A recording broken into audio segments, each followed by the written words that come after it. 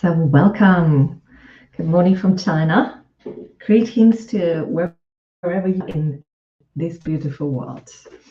Today, let's talk about why it doesn't work when you want to rebuild your relationship. May it be with yourself or with your partner. Because if you are like I was years ago and you're in a relationship and you want to make it better, you feel like this isn't working, but you know there's something you can do. Or if you're in the space where I was just 6 years ago, where I was dealing with grief, I was the first time in my adult life fully financially dependent on my partner, which threw me overboard for months, for years, let's be honest, for years, because it was so hard to be that dependent and to go to then fight your inner demons. Anyway, so if you find yourself in these spaces where you say, this doesn't feel like me, and the relationship that I have, it's not working the way I want it to be. I'm not connecting with my partner the way I want it to be. And I tell my clients, the relationship you have with your partner is a reflection of the relationship you have with yourself. So whenever I work with anyone, even with couples, I start with that individual first. I believe that couple therapy is amazing, but I believe that work on yourself first to be able to then be open for your partner in a way that doesn't scream judgment or compromise or expectations. We don't want that. So why isn't it working? So as we now have defined that the relationship you have with your partner is a reflection of the relationship you have with yourself. So what is going on with you that makes your relationship the way it is? And that can be different things. For me, I remember 6 years ago, I had the fifth miscarriage. We came to China. I didn't know the language. I didn't know anyone. I started a new job for the sake of having a job and being entertained. I did it. I missed my coaching job back in England. But hey ho, we start from scratch. We are open to stuff. Let's do this. And then COVID hit. And all these English classes, the 3 that I had by then, got cancelled. Because we had that time, that period where we rearranged and adapted to the new circumstances. And that's what happened. And I became fully financially dependent on my partner. That threw me overboard, dealing with the grief, dealing with the situation that, what should I do with myself? And then being dependent on him, on anyone for the first time in my adulthood for 25 years. Yeah, it's like, whoa, what's going on? And I remember there was this time, this moment where I thought I was grieving. I thought I was dealing with my grief. And I just waited for that moment to now be able to reconnect. So I became aware of my patterns. I became aware that I was drinking a lot. I was smoking like a chimney. I was eating rubbish. I was punishing my body for being so incapable. Those were my thoughts. Body is incapable. Let's punish that body. And let's self-destruct. And also with a dependency. Same thing, but just mentally going in circles. Can I buy this nail polish remover for €2? It's just for me.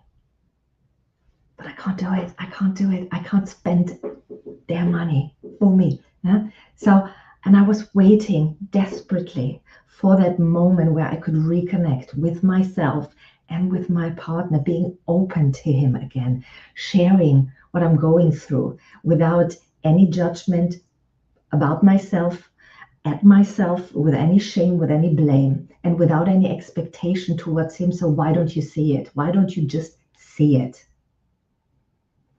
And at the time I thought, well, I'm aware of my patterns. So magic happens and we reconnect. We rebuild and we heal and we do all this nice stuff. But it didn't happen. It didn't happen. And I know that awareness is the first step for change. So you are aware, and now you believe that let's rebuild, let's do something, let's be active. I tell my clients this is when you fall into action mode, because now you are aware, now something needs to be done. So you have the impression, the safety, the security that doing. So now that's why something changes. That's where the magic now happens. But it doesn't. It didn't start for me there, and it probably doesn't for you. Let me know in the comments if that's the case, if that's how it worked for you, and if it worked long term. That's the important part.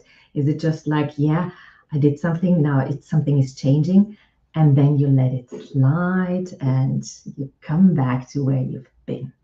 If that's the case, you're missing that particular piece, the part in the middle. In Back to Me, we have 3 sections. We have the recognize, the awareness stage. And the third step is the rebuild. The middle part, the biggest part in that program, and what I'm working with my clients one-on-one on the most, is reconnection with yourself. Reconnection. The main part of reconnection with yourself is self-acceptance. That's, if you can do that, everything goes easy peasy.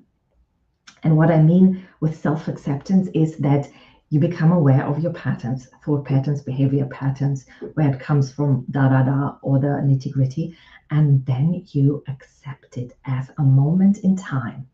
Like, this is everything there is of me right now. Without shame, without blame, without judgment, and without the need to fall into action or into excuses, explanations. Often when I talk with my one-on-one clients and my students in the program, they say, I can accept it if. So if it's something positive, deem positive. And if you've been here before, you know that your life is meaningless. You give everything meaning. So if you choose that whatever happens, whatever there is of you, the good, the bad, and the ugly, if you choose not to give that any meaning and just take it on it, like, these are the ingredients that we're dealing with today. That's it. That's reconnecting with yourself, to accept who you are. Doesn't mean that you don't want to change. It doesn't mean that you can continue growing and changing and then falling into action. But if you don't reconnect first, the action is always working against it, and you will always find ways to justify, to blame, to shame yourself if you don't achieve it through the action. But as soon as you accept, this is me, good, bad, ugly, no pity party needed. If you need one, okay, have one. Keep it short and then continue. Just say, this is who I am today. Not because of all the trauma, not because of the relationship, not because I've gone through so much, and not finding expectations of, I will do better, I will be that better person, I will be a better listener, I will be a better observer, I will be a better mother, father, whatever. No need for that. For me, what happened is, I remember it so vividly because I was sitting in the balcony here in our flat in China, and I was just praying, hoping, waiting for that moment to not feel numb again, to feel happiness again, for the grief